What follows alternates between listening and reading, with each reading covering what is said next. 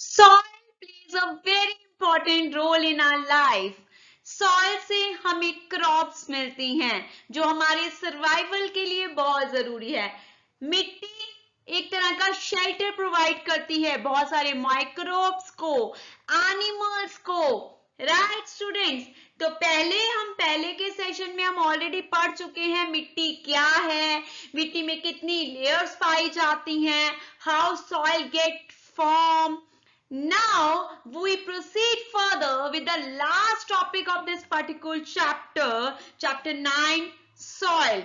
Hi, my name is Radhika Mahajan. I welcome all of you on my channel, Study Hub with Radhika Mahajan. So let's proceed further. Students, what we are going to discuss today, what all I am going to take today, these are the subtopics, right? So you can see here, first one is a soil and crop.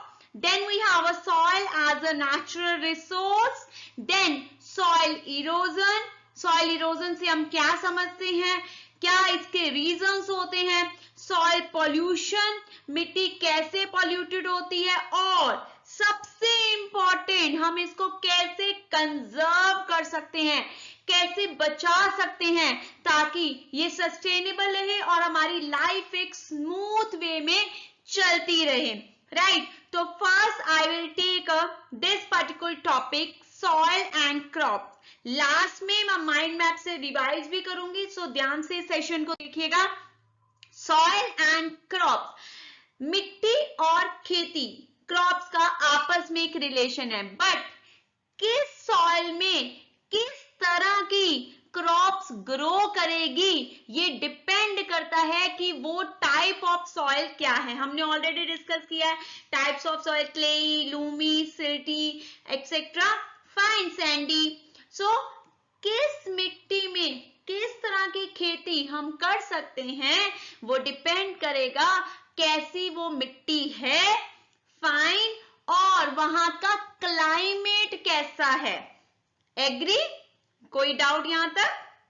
ठीक है, so proceed further. Now types of soil and climate determine the types of crop that can be grown in a particular area. For example अगर हम ले clay soil, हमें पता है clay soil की students जो वाटर होल्डिंग कैपेसिटी है काफी अच्छी होती है, इसमें हर तरह के प्लांट्स नहीं ग्रो कर सकते, तो इसमें वो प्लांट्स ग्रो करेंगे जिनको पानी ज्यादा चाहिए, like paddy, rice crop. Clear?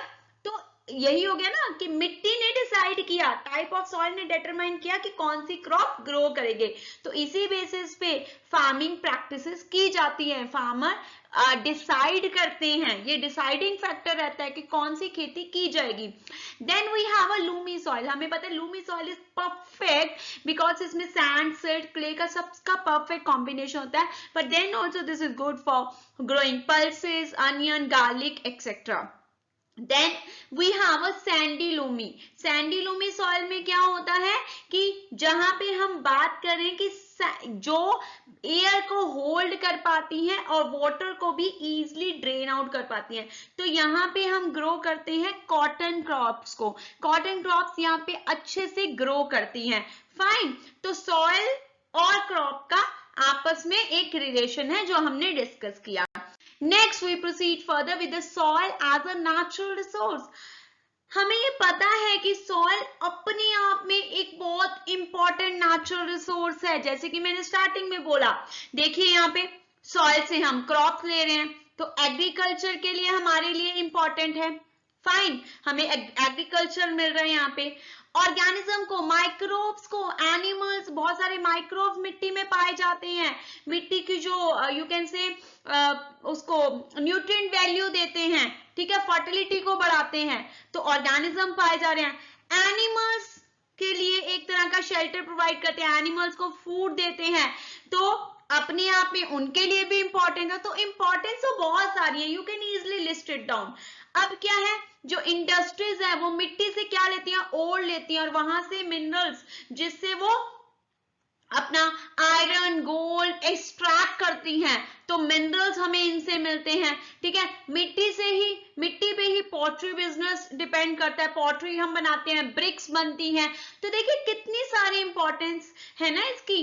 तभी तो ये अपने आप में एक रिसोर्स है जो हमारी लाइफ को इजी बनाता है। तो यहाँ पे मैंने लिस्ट डाउन किया है, और भी आप कह सकते हैं। इसी को अगर मैं फर्दर आपको एक्सप्लेन कर दूं तो माइक्रोब्स रहते हैं, तो एक तरह का फौना, और यू कैन से माइक्रोब्स को एक तरह का शेल्टर ये प्रोवाइड करता है, फाउंडेशन फॉर ऑल लाइफ। हर एक लाइफ मिट्टी पे ही तो डिपेंड है, इवन हम भी मिट्टी पे ही डिपेंड है, ठीक है। फूड नहीं होगा, एनिमल्स है, जैसे हम बोले क्लोथिंग, क्लोथिंग भी हमें के लिए भी हम मिट्टी पे डिपेंड है। क्यों? क्योंकि अगर हम बात करते हैं कॉटन क्लॉथ मिट्टी में ग्रो करता है, हम वूल लेते हैं तो वो भी शीप का जो फूड है वो भी मिट्टी में है, फाइन, प्लांट्स वो खाते हैं। तो अपने आप में अगर आप वूल की भी बात करें, अगर आप कॉटन की भी बात करें, अपने फैब्रिक की भी बात करें, तो उसके लिए भी मिट्टी इंपॉर्टेंट है, राइट। तो proceed further with the next third sub topic, that is a soil erosion. Student, soil erosion क्या होता है कि जब मिट्टी की जो टॉप लेयर होती है, जिसको हम फर्टाइल लेयर बोलते हैं, वो क्या हो जाती है, इरोड हो जाती है। इरोड मतलब हट जाती है। हमें पता है जो टॉप लेयर है वो ही इंपॉर्टेंट है, प्रीवियस सेशन में हमने डिस्कस किया, राइट, क्योंकि उसमें ह्यूमस है, उसमें न्यूट्रिएंट रिच है, ठीक है। अब वो जब हट जाएगी तो क्या मिट्टी फर्टाइल होगी? नहीं होगी, राइट। तो मिट्टी की टॉप लेयर का रिमूव हो जाना, चाहे वो विंड से, चाहे वो वाटर से, चाहे किसी भी और मीन से, ठीक है, फ्लड्स आ गए, कोई भी नेचुरल वे हो गए या कोई भी और वेज हो गए, उससे अगर हट जाती है तो उसको हम बोलते हैं सॉइल इरोजन। अब सॉइल इरोजन के बहुत सारे कारण हैं, why I am stopping myself here because we are going to discuss in further in next slide, ठीक है। तो सॉइल इरोजन यहाँ पे अपने माइंड में क्लियर कीजिए। Soil erosion simply removal of top layer of the soil, which is a very fertile layer for growing crops, act as a provider so many importance to our life, to living organism, ठीक है। अब हम करेंगे कि कौन से factors हैं, कौन से रीजंस हैं जिनके कारण सॉइल इरोजन होता है। स्टूडेंट, सॉइल इरोजन क्यों होता है? Although there are so many factors, but हम कुछ डिस्कस यहाँ पे करेंगे जो आपके सिलेबस के अकॉर्डिंग परफेक्ट है। हैवी रेन्स एंड फ्लड्स, तेज बारिश आई, फ्लड्स आए, ठीक है, बहा कर ले गए, ठीक है, मिट्टी बह गई तो अपने आप टॉप लेयर तो गई, मतलब फर्टाइल लेयर इरोड हो गई, ठीक है। Then we have a deforestation.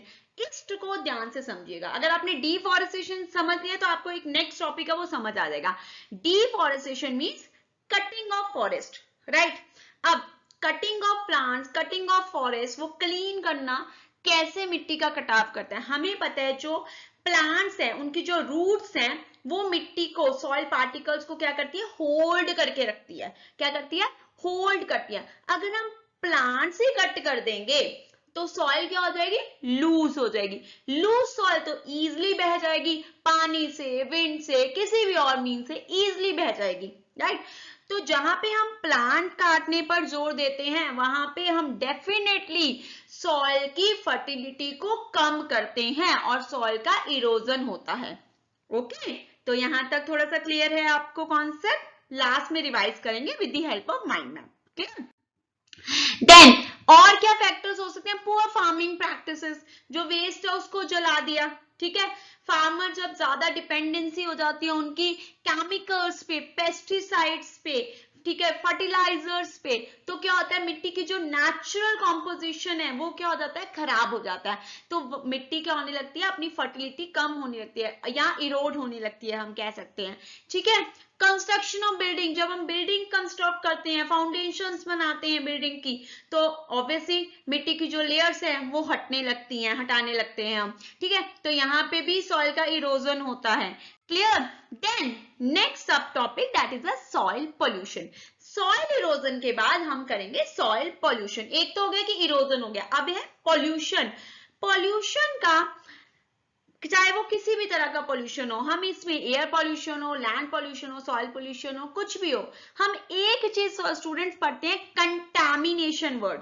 Contamination पढ़ते हैं ना हम कंटामिनेशन के जब बात करते हैं means which is not suitable, which is not pure, impure, ठीक है। तो जब मिट्टी का नेचुरल कॉम्पोजिशन डिस्ट्रॉय हो जाता है, मतलब उसमें कुछ ऐसी चीजें आ जाएं जो उसका नेचुरल कॉम्पोजिशन का जो या उसकी प्योरिटी को खराब कर दें, उसको हम बोलते हैं contamination. So contamination of soil कैसे होता है? या तो उसमें आप वेस्ट डंप कर रहे हैं, केमिकल्स हैं, हम ज्यादा फर्टिलाइजर्स यूज कर रहे हैं, ठीक है, वेस्ट हमारा आ रहा है, कुछ भी ऐसा जो उसके नेचुरल प्रॉपर्टी से नहीं मिलता है, राइट, तो वो हमारा हो गया कंटामिनेशन। क्लियर? अब यू कैन सी हियर कि गार्बेज है हम डाल देते हैं, ठीक है, हम ऐसे ही थ्रो कर देते हैं, प्लास्टिक है, तो इससे मिट्टी की जो नेचुरल कॉम्पोजिशन है वो तो डिस्ट्रॉय ही हुआ ना, तो सॉइल पोल्यूशन ही तो हुआ ही अपने आप में। अब उसके बाद आता है कि सॉइल पोल्यूशन के क्या कारण हो सकते हैं, जैसे कि हमने बोला अब सॉइल पोल्यूशन के क्या कारण हो सकते हैं, यहाँ पे देखिए वेस्ट को डंप कर दिया, क्लियर, प्लास्टिक वेस्ट है, हमें पता है प्लास्टिक डिग्रेड नहीं होता, प्लास्टिक को सालों साल वैसे he remain, it will remain in the soil, ठीक है, तो प्लास्टिक वेस्ट आपने डंप किया, हमने डंप किया एज अ ह्यूमन, तो मिट्टी का नेचुरल कॉम्पोजिशन खराब हुआ, पॉल्यूशन हुआ जी। अनट्रीटेड सीवेज वाटर डाल दिया, अनट्रीटेड नहीं है तो इट मींस वो मिट्टी के जो नेचुरल कॉम्पोजिशन है उसको डिस्ट्रॉय करेगा। फर्टिलाइजर का फार्मर्स की डिपेंडेंसी हो गई है फर्टिलाइजर्स पे, पेस्टिसाइड्स पे, इंसेक्टिसाइड्स पे। स्टूडेंट ध्यान रखिएगा, साइड्स का मतलब होता है टू किल, टू किल, तो पेस्ट को किल करने के लिए जो केमिकल यूज करते हैं फार्मर, इंसेक्ट्स को किल करने के लिए जो केमिकल्स यूज करते हैं, वो जब फार्मर की डिपेंडेंसी उन पे ज्यादा हो जाती है तो वो मिट्टी की प्रॉपर्टी को क्या करता है, खराब करता है, तो इससे सॉइल पॉल्यूशन होता है। Fine, so proceed further with the last topic of today's session, that is a soil conservation। अब ये बहुत इंपॉर्टेंट है, हमें पता है भी सॉइल इरोजन हो रहा है, ठीक है, हमें पता है सॉइल पॉल्यूशन हो रहा है, अब क्या ऐसे क्या हम सॉइल को कंजर्व कर सकते हैं, क्या हम उसको सेव कर सकते हैं? Definitely we can save with small small practices, ठीक है, ये इंपॉर्टेंट है from exam point of view also, ठीक है। अब सॉइल को हम कैसे कंजर्व कर सकते हैं? हमने पढ़ा कि डिफॉरेस्टेशन से सॉइल इरोजन होता है, तो ज्यादा प्लांट्स लगाओ, प्लांट्स लगाएंगे तो प्लांट्स की जो रूट्स हैं वो सॉइल को पकड़ेंगी, सॉइल पार्टिकल्स को पकड़ेंगी तो सॉइल इरोजन नहीं होगा, ठीक है, सॉइल कंजर्व हो गई, तो ज्यादा से ज्यादा प्लांटेशन, दैट इज अफॉरेस्टेशन, जहां से हट गए हैं प्लांट्स वहां पे दोबारा लगाइए, तो that is afforestation. By using compost, compost आपको पता है क्या होता है, कंपोस्ट क्या होता है, जब नेचुरल सब्सटेंसेस डिग्रेड और नेचुरल जो वेस्ट है वो डिग्रेड हो जाता है तो उससे बनती है खाद, मेन्योर, कंपोस्ट, ठीक है, by the process of composting. तो ये जो खाद है हम ज्यादा यूज करें, क्यों यूज करें? क्योंकि इससे मिट्टी में क्या आएगा, न्यूट्रिएंट्स आएंगे, फाइन, इसमें माइक्रोब्स होंगे, मिट्टी ज्यादा पोरस होगी, उसका टेक्सचर अच्छा होगा, उसमें ह्यूमस मिलेगा, ठीक है, ह्यूमस भी हमने पढ़ा है, तो क्या है कि उसकी प्रॉपर्टीज को आप एनहांस करेंगे ना, एनहांस करने के लिए आपको जो करना पड़े वो करेंगे, तो फार्मर जब कंपोस्ट यूज करते हैं तो वो क्या करते हैं, मिट्टी को कंजर्व करते हैं, उसकी क्वालिटी को एनहांस करते हैं। Fine, terrace farming, terrace farming क्या पिक्चर में देखिए, नॉर्मली हिली एरियाज में की जाती है, क्या होता है कि मिट्टी को इस हिसाब से कट करके एक sort of you can say slope या स्टेप्स दे दिए जाते हैं, fine, so that we can say platform दे दिए जाते हैं ताकि इस सॉइल को हम क्या कर सके, कंजर्व कर सकते, सॉइल को हम क्या कर सकते, कंजर्व कर सके। सॉइल कंजर्वेशन में, वाटर को सेव करने में टेरेस फार्मिंग का बहुत इंपॉर्टेंट रोल है। Now proceed further with the some or more ways of conserving soil by using a crop rotation practices। जब हम crop rotation यूज करते हैं, crop rotation में हम क्या यूज करते हैं स्टूडेंट, जैसे अगर हम फार्मर एक ही तरह की खेती हर साल करता जा रहा है, हर साल वो फ्रूट्स ही ग्रो करा रहा है, तो जो फ्रूट्स ने न्यूट्रिएंट्स लिए हैं, लेते हैं मिट्टी से, वो अपने आप कम हो जाएंगे विद द प्रोसीडिंग सेशन, मिट्टी में से कम हो जाएगा, तो फार्मर को अलग अलग क्रॉप्स ग्रो करानी चाहिए, जैसे एक साल कॉटन कर दिया तो दूसरे साल हमारा पल्सेस कर दी, लेग्यूम्स, देन वेजिटेबल्स, ठीक है, तो ये होता है क्रॉप रोटेशन, जहां पे आप अलग अलग क्रॉप्स ग्रो कराते हैं ताकि मिट्टी की जो फर्टिलिटी है, सॉइल फर्टिलिटी मेंटेन रहे, ठीक है।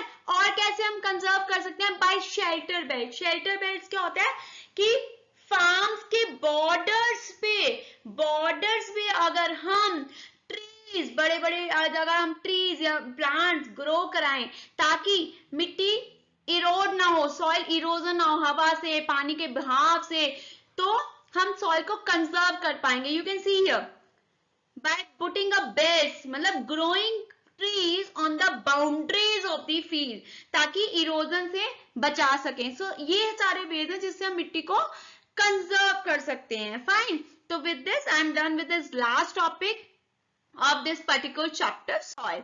ठीक है, प्रीवियस वीडियोस देखने के लिए आप मेरे चैनल पे जा सकते हैं और बहुत छोटे छोटे टॉपिक्स मैंने इस पर्टिकुलर चैप्टर के डिस्क्राइब किए with the help of visuals, with the help of animations, so that it makes things easy for you. Fine, तो अब आज की क्लास को हम समराइज करते हैं। यहाँ पे कैसे हम समराइज करेंगे? With the help of a mind map. ठीक है, माइंड मैप देखिए कितना इंटरेस्टिंग है। माइंड मैप से आप इजीली समराइज कर सकते हैं। सॉइल में आज हमने पढ़ा सॉइल एंड क्रॉप्स। सबसे पहले हमने पढ़ा soil and crops. Types of soil, जिसमें हमने पढ़ा टाइप्स ऑफ सॉइल और क्लाइमेट डिटरमाइन करता है कि कैसी खेती हम वहां पे करेंगे। टाइप्स ऑफ सॉइल जैसे कि क्ले होगी तो आप पैडी करेंगे, लूमी होगी तो आप पल्सेस करेंगे, सैंडी लूमी होगी तो आप कॉटन करेंगे। तो ये सब वेज हैं जिससे हम डिस्क्राइब करते हैं कि कौन सी मिट्टी में कौन सी खेती होगी। देन सॉइल अपने आप में एक बहुत नेचुरल इंपॉर्टेंट रिसोर्स है क्योंकि ये हमें मिनरल्स दे रहा है। फाइन, ये हमें हमारी फौना को एक शेल्टर दे रहा है, माइक्रोब्स इसमें रहते हैं। ठीक है, इससे हमें क्रॉप मिल रही है, एग्रीकल्चर प्रोडक्शन हो रहा है। तो सॉइल बहुत सारे वेज में हमारे लिए बहुत इंपॉर्टेंट है। Then we are coming to soil erosion. हम आते हैं अब सॉइल इरोजन पे। सॉइल इरोजन में हमने क्या पढ़ा था कि रिमूवल हो जाता है जब टॉप लेयर का रिमूवल हो जाता है तो उसके बहुत सारे कारण है कि आप प्लांट्स कट कर रहे हैं, ठीक है, फ्लड्स आ रहे हैं, आप मिट्टी, फार्मर्स क्या कर रहे हैं, लैंड पे ग्रास को जलाने की, अगर कोई फार्मर या कोई भी अगर ऐसी प्रैक्टिसेस कर रहा है, ठीक है, तो उससे भी सॉइल इरोजन होगा। Then we are coming to second last, soil pollution. Pollution means soil की नेचुरल प्रॉपर्टी को खराब करना, नेचुरल कंपोनेंट को डिस्ट्रॉय करना, कंटैमिनेशन करना। ठीक है, सॉइल पॉल्यूशन के बहुत सारे रीजंस हैं। डंपिंग ऑफ वेस्ट हो रहा है, ठीक है, फर्टिलाइजर ज्यादा यूज हो रहे हैं, कंपोस्ट कम यूज हो रहा है, ठीक है, अनट्रीटेड सीवेज वाटर डाला जा रहा है। ठीक है, तो ये सब सॉइल पॉल्यूशन के रीजन है। ऐसे सब्सटेंस हैं जो प्लास्टिक है कि जो डिग्रेड नहीं होता, बहुत टाइम रहता है, सस्टेन करता है सॉइल में, तो उसकी नेचुरल कॉम्पोजिशन को खराब करेगा वो।